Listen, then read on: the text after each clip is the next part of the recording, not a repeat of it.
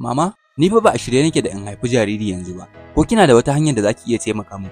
Mama Talatu kuwa tasowa ta kalli Salima cikin nutsuwa take faɗa mata an riga da an makara. Yanzu in aka ce za a zubar da cikin nan zai iya bawa lafiyarki matsala. Salima hankalinta yayi matukar tashi saboda bata san abin da ya kamata ta yi ba. Amma daga baya wata magana Mama Talatu ta faɗa wanda ya bawa Salima mamaki. Idan ba kya son jaririn, za ki iya siyar da shi bayan kin haife shi. Akwai mutane da yawa masu biyan kuɗaɗe idan aka kai musu jariran da suke cikin ƙoshin lafiya.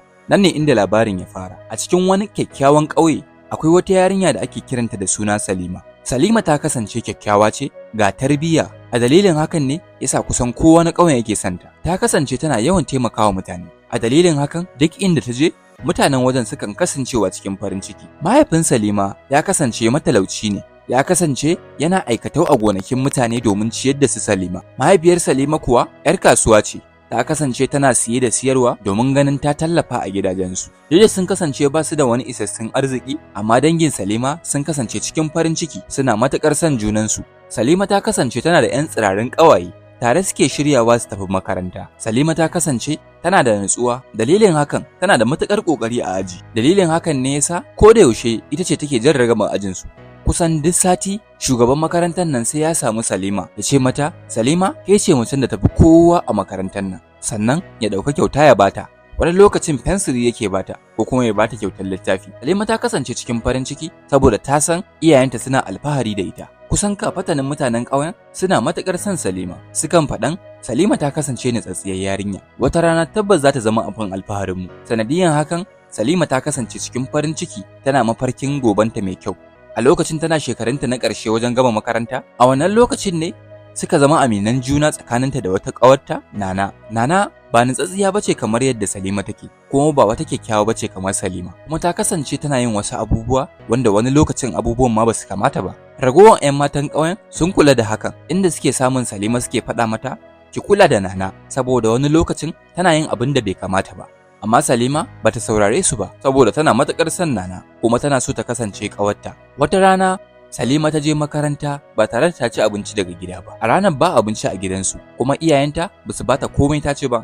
Ta kasance tana matuƙar jin yunwa a makarantar. Amma bayan ta ƙaraso makarantar, ta gano Nana ɗauke da farantai biyu na abinci. Nana ta yi murmushi ta ce wa Salima, wannan abincin da kike gani naki ne. Na siyo miki ne saboda girman ƙawancen da muke yi. Salima ta yi mamakin jin hakan. Ta ce mata nagode Nana. A nan suka zauna suka ci abincin tare. Daga wannan ranar ne ƙawancensu ya ƙara girmama fiye da na baya. Salima ta yi matuƙar farin ciki da samun ƙawa kamar Nana. Duk da kasancewar wani lokacin Nana tana yin wasu abubuwan da bai kamata ba, ita Salima ta kasance ta mai da hankali akan karatunta. Ta ci gaba da sauraron malamanta kuma tana karatu tukuru. Salima ta sa a ranta tunda ta yarda da kanta ba wani abin da zai faru da ita. Bayan Salima da Nana sun gama makaranta, sun kasance kusan ko da yaushe suna tare. Sukan zuwa kasuwa tare, su je ko ina da ina, sannan sukan tattaunawa akan duk abin da ya shafi rayuwarsu. Salima ta fuskanci Nana kusan ko da yaushe tana sa sababbin kaya, sarƙoƙi masu kyau da wasu abubuwan na ƙyale-ƙyale wanda ita Salima ba ta da shi. Hakan ya sa Salima ta fara kokwanto.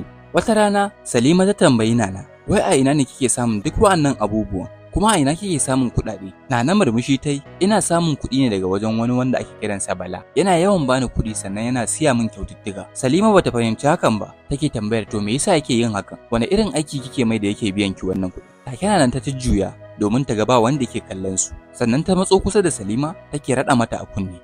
Yana kwanciya da ni ne sannan ya bani kuɗi. Wannan shine cikin sauƙi kuma ina samun duk abin da nake buƙata daga wajen shi. Salima ta yi matuƙar razana da jin wannan magana. Saboda bata taba tunanin za ta ji irin wannan maganar daga wajenta ba. To amma ba kya tsoron ki samu juna biyu? Haka Salima ta ce wa Nana. Bayan Nana ta ji hakan, dariya ta kama yi wa Salima. Kar ki wani samu damuwa Salima. Na san yadda nake ji da wannan. Ba zan taba samun juna biyu ba. Ba wani abin jin tsoro a cikin sa. Salima ta shiga matsananciyar damuwa da jin haka. Saboda tunda take bata saba yin irin wannan maganar ba. Hakan ya ja Salima ta shiga cikin damuwa. Amma ta share ta nuna ba komai. Saboda ba ta son abotarsu da Nana ta lalace. Haka ta yi shiru ba wanda ta faɗawa. Suka ci gaba da ƙawancensu kamar yadda suka saba. Duk da Salima a cikin zuciyarta ta san abu ne wanda ba mai kyau ba. Wata rana da sassafe, Salima ta biyo hanyarta ta zuwa gidan su Nana, ta haɗu da wani mutum wanda ake kiransa da suna Idi. Idi ya kasance saurayi ne kuma kyakkyawa ne, sannan sananne ne a cikin ƙauyensu. Ya kasance yana siyar da zuma a cikin ƙauyensu. Bayan ya haɗu da Salima, ya tsayar da ita don su yi magana, saboda ya kasance Salima tana burge shi ta wajen nutsuwarta. Kafin su rabu, Idi ya sa hannunsa a cikin aljihu ya ɗauko wata 'yar ƙararrama akwatu wadda cikinta yake ɗauke da wani kyakkyawan ɗan kunne. Ɗaukawa ya ba Salima ya ce wannan naki ne, ina fatan wannan kyautar za ta saki farin ciki. Salima ta yi matuƙar farin ciki da hakan, inda ta yi wa Idi godiya ta ce masa 'yan kunnayen sun yi matuƙar kyau. Tun daga wannan ranar Salima suka fara haɗuwa da Idi, suka yi hira, su yi dariya, wani lokacin har raka shi gonansa take. Kusan ko da yaushe Idi yakan sa Salima ta je ita ɗin ta daban ce. Bayan an ɗauka kwanaki, Salima da Idi soyayyarsu ta girmama.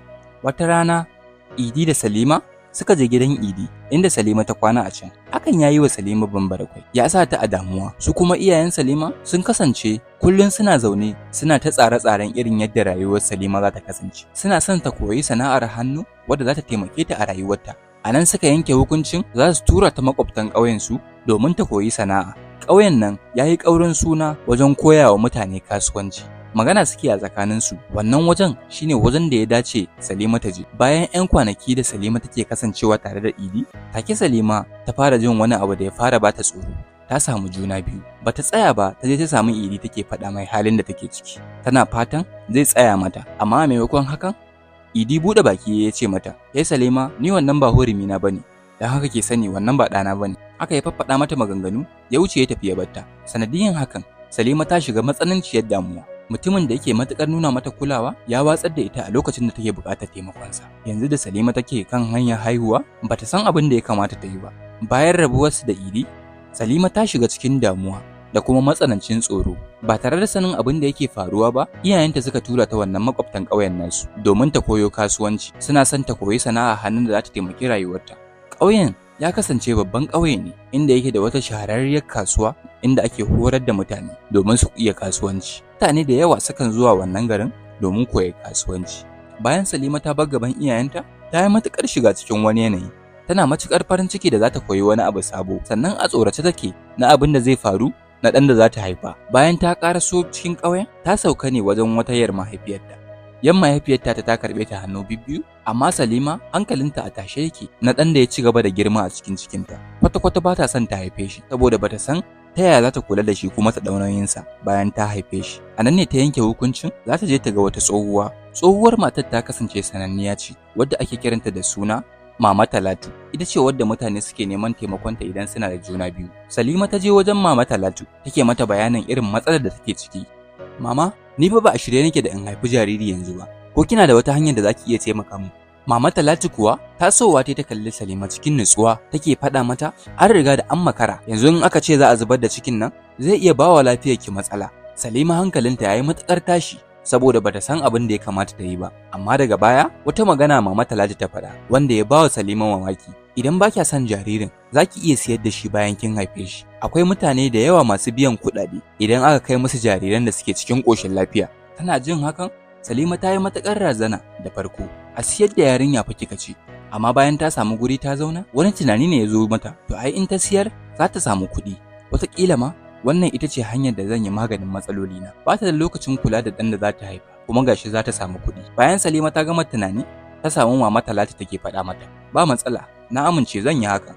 Daga nan, a maimakon damuwar da Salima take a ciki, ta manta da ita, ta koma tunanin yadda za ta samu kuɗi. Ta yanke shawaran ba wani kasuwanci da za ta koya, kawai za ta koma haifan jarirai tana siyar da su. To jama'a, ku kasance tare da mu domin jinya ta kaya, sai mun ƙara haɗuwa a cikin wani labarin. Mun gode.